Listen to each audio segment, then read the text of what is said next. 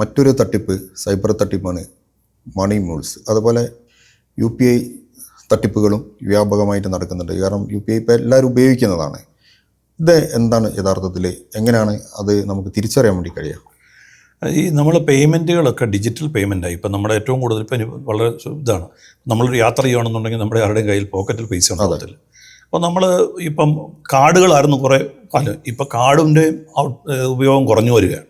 ഇപ്പോൾ നേരെ ഏറ്റവും കൂടുതൽ നമ്മൾ UPI യൂണിഫൈഡ് പേയ്മെൻറ്റ് ഇൻ്റർഫേസ് എന്നുള്ള രീതിയിൽ ആ തരത്തിൽ നമ്മൾ പല ബാങ്കുകളും എല്ലാ ബാങ്കുകളും ഒക്കെ മാറി.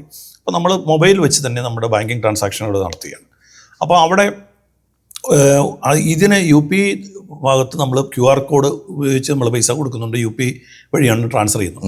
അപ്പോൾ ഇവിടെ ചില തട്ടിപ്പുകൾ വരുന്നത് എന്താണെന്ന് ചോദിച്ചു കഴിഞ്ഞാൽ, ഒന്ന്, നമുക്ക് ഒരു UPI ട്രാൻസ്ഫർ നമ്മൾ അങ്ങോട്ട് ട്രാൻസ്ഫർ ചെയ്യാനായിട്ട് നമുക്ക് ചിലർ പൈസ ഇങ്ങോട്ട് ഇട്ട് തരാമെന്ന് പറഞ്ഞാൽ നമ്മുടെ പിൻ നമ്പർ അങ്ങോട്ട് ചോദിക്കുന്നു.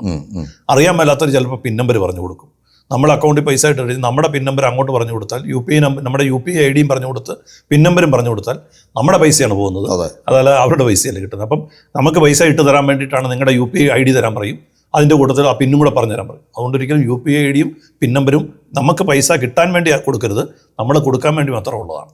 പിന്നെ QR കോഡ് സ്കാൻ ചെയ്ത് പൈസ അയച്ചു കൊടുക്കുമ്പോഴും ചില ആളുകൾ QR കോഡ് അയച്ചിട്ട് നമ്മളോട് നമ്മുടെ അക്കൗണ്ടിലേക്ക് പൈസ ഇട്ടെന്ന് പറഞ്ഞിട്ട് ചില സ്ക്രീൻഷോട്ടുകളായിരിക്കും കാണിക്കുന്നത്. ആ സ്ക്രീൻഷോട്ടുകളിൽ നമ്മൾ കണ്ടിട്ട് പൈസ ഇട്ടെന്നുള്ള ഉറപ്പ് വരുത്തരുത്, നമ്മുടെ അക്കൗണ്ടിൽ പൈസ വന്നിട്ടുണ്ടെന്നുള്ളത് വെരിഫൈ ചെയ്യണം. പലപ്പോഴും വ്യാജ സ്ക്രീൻഷോട്ടുകളായിരിക്കും അത്തരത്തിൽ തരുന്നത്. പിന്നെ ഒരു ഇതുള്ളത്, ചിലർ പറയുന്നത് UPI തെറ്റി നിങ്ങളുടെ അക്കൗണ്ടിലേക്ക് പൈസ ഇട്ടു എന്ന് പറയും. അതായത് തെറ്റായിട്ട് നമ്മൾ UPI ട്രാൻസാക്ട് ചെയ്തു പോയിട്ട് പരിചയമില്ലാത്ത ആളുകൾ വിളിക്കുകയാണ്, എന്നിട്ട് ഇമ്മീഡിയറ്റ് ആയിട്ട് റിവേഴ്സ് ചെയ്യണമെന്ന് പറയും.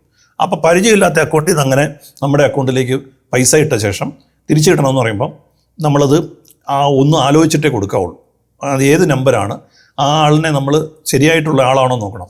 ഈ നേരത്തെ മണി മ്യൂളിനെ പറ്റി ചോദിച്ചു. ഇതുപോലെയുള്ള ചില മ്യൂൾ അക്കൗണ്ടുകളിൽ നിന്നോ അല്ലെങ്കിൽ തട്ടിപ്പുകാരുടെ അക്കൗണ്ടിൽ നിന്നൊക്കെയാണ് പൈസ നമ്മുടെ അടുത്തേക്ക് വരുന്നതെങ്കിൽ നമ്മൾ അവർക്ക് തിരിച്ച് ട്രാൻസ്ഫർ ചെയ്യുമ്പം നമ്മളും അവരുമായിട്ടൊരു ട്രാൻസാക്ഷൻ ആയി കഴിയും. പിന്നെ ഏതെങ്കിലും നേരത്തെ പറഞ്ഞ ഡിജിറ്റൽ അറസ്റ്റിൻ്റെ പൈസയൊക്കെ അവരുടെ അക്കൗണ്ടിൽ വന്നെങ്കിൽ അതിൻ്റെ ഒരു ലെയറായിട്ട് നമ്മളും കയറിപ്പെടും. അങ്ങനെ ലെയറായി പെട്ട് കഴിഞ്ഞാലുള്ള കുഴപ്പം, നമ്മുടെ അക്കൗണ്ടിൽ ബാലൻസ് കിടപ്പുണ്ടെങ്കിൽ മൊത്തം ഫ്രീസ് ചെയ്യുമ്പോൾ നമ്മുടെ അക്കൗണ്ട് ഫ്രീസ് ആയിപ്പോവും. വേറെ ഏതെങ്കിലും സംസ്ഥാനത്തായിരിക്കും ഈ ഫ്രീസിങ് വരുന്നത്, അതിൻ്റെ ഭാഗമായിട്ട് നമ്മുടെ അക്കൗണ്ട് മൊത്തം ഫ്രീസ് ആയിപ്പോവും. അപ്പോൾ അതുകൊണ്ട് അപരിചിതരായ ആളുകളുടെ അക്കൗണ്ടിൽ നിന്ന് പൈസ വന്നിട്ടുണ്ടെങ്കിൽ അവരുമായിട്ട് നമ്മൾ നേരിട്ട് ട്രാൻസാക്ട് ചെയ്യാതെ അവരോട് പറയാം, നിങ്ങൾ തൊട്ടടുത്ത പോലീസ് സ്റ്റേഷനെ കംപ്ലയിൻറ്റ് ചെയ്യുക, അല്ലെങ്കിൽ നമ്മുടെ പോലീസ് സ്റ്റേഷനെ ഞങ്ങൾ ബന്ധപ്പെടാം, എന്നിട്ട് അവർ ജെന്യൂൻ ആണെന്ന് ഉറപ്പ് വരുത്തിയിട്ട് മാത്രമേ റീപേ ചെയ്ത് കൊടുക്കാവുള്ളൂ. പിന്നെ മ്യൂൾ അക്കൗണ്ട് എന്ന് പറയുന്നത് ഒരു ഇടനിലക്കാരായി കൊണ്ടുവരിക. ഇപ്പം ചെറുപ്പക്കാരായിട്ടുള്ള വിദ്യാർത്ഥികൾ, ജോലി അന്വേഷിക്കുന്നവർ, അങ്ങനെ വീട്ടമ്മമാർ, അങ്ങനെ ചില ആളുകളെയൊക്കെ ഈ പറഞ്ഞ ഓൺലൈനിൽ കൂടെ ഒരു അപ്രോച്ച് വരും. ചിലർ പറയുന്നത് ഞങ്ങളൊരു മൾട്ടിനാഷണൽ കമ്പനിയായിട്ട് പലയിടത്ത് പ്രവർത്തിക്കുന്നവരാണ്, ഞങ്ങൾക്ക് ഇന്ത്യയിൽ പ്രത്യേകിച്ച് ഓഫീസില്ല, പക്ഷേ ഇന്ത്യയിൽ ഒരുപാട് കസ്റ്റമേഴ്സ് ഉണ്ട്, അപ്പം ഞങ്ങളുടെ കസ്റ്റമേഴ്സിന് കുറേ ബിസിനസ് ചെയ്യുന്നുണ്ട്, അപ്പം ഞങ്ങളുടെ ഒരു ഇന്ത്യൻ ഏജൻ്റായിട്ട് ആക്കാം. നിങ്ങൾ ചെയ്യേണ്ടത് ഇത്ര മാത്രം, നിങ്ങളൊരു അക്കൗണ്ട് തുടങ്ങുക, അതിൽ ഓൺലൈൻ പേയ്മെൻറ്റ് നിങ്ങൾ ട്രാൻസാക്ഷൻ അൺലിമിറ്റഡോ അല്ലെങ്കിൽ ഇത്ര ലിമിറ്റ് ചെയ്യുന്ന എമൗണ്ട് ഡെയിലി ട്രാൻസാക്ഷൻ വെച്ചിട്ടുള്ള പൈസ. അപ്പം ഞങ്ങളുടെ കസ്റ്റമേഴ്സ് ബിസിനസ് പൈസ നിങ്ങളുടെ അക്കൗണ്ടിലിടും, ഞങ്ങൾ കമ്പനിയെ പറയുന്ന അക്കൗണ്ടിലേക്ക് പൈസ ഇട്ട് തന്നാൽ മതി. ട്രാൻസ്ഫർ ചെയ്യുമ്പോൾ നിങ്ങൾക്ക് ഓരോ ട്രാൻസ്ഫറിനും 5 to 10% കമ്മീഷൻ കിട്ടും. മന്ത്ലി നിങ്ങൾക്ക് ഒരു 25,000 to 30,000 സാലറിയും തരും. അപ്പം നല്ല കാര്യമാണ്, വേറൊന്നും ചെയ്യേണ്ട കാര്യമില്ല. നമുക്കൊരു അക്കൗണ്ട് തുടങ്ങുന്നു, കമ്പനിയുടെ ആളുകൾ നമ്മുടെ അക്കൗണ്ടിൽ പൈസ ഇടുന്നു, 1 ലക്ഷം ഇട്ടാൽ 10,000 നമുക്ക് കമ്മീഷൻ കിട്ടും, ഒരു മാസം കിട്ടും, ശമ്പളവും കിട്ടും എന്ന് പ്രതീക്ഷിച്ച് ആളുകൾ തുടങ്ങുന്നു. ഓരോ ദിവസം നമ്മൾ അക്കൗണ്ട് തുടങ്ങിയ ഒരു ഡീറ്റെയിൽസ് കൊടുക്കാൻ പറയും, നമ്മളും അവരുമായിട്ടൊരു എഗ്രിമെൻറ്റ് ഓൺലൈൻ ഏതെങ്കിലും രജിസ്റ്റർ ചെയ്തതൊക്കെ കാണിക്കുകയൊക്കെ ചെയ്യും. കമ്പനി ഒരു വെബ്സൈറ്റും ഒക്കെ പറയും.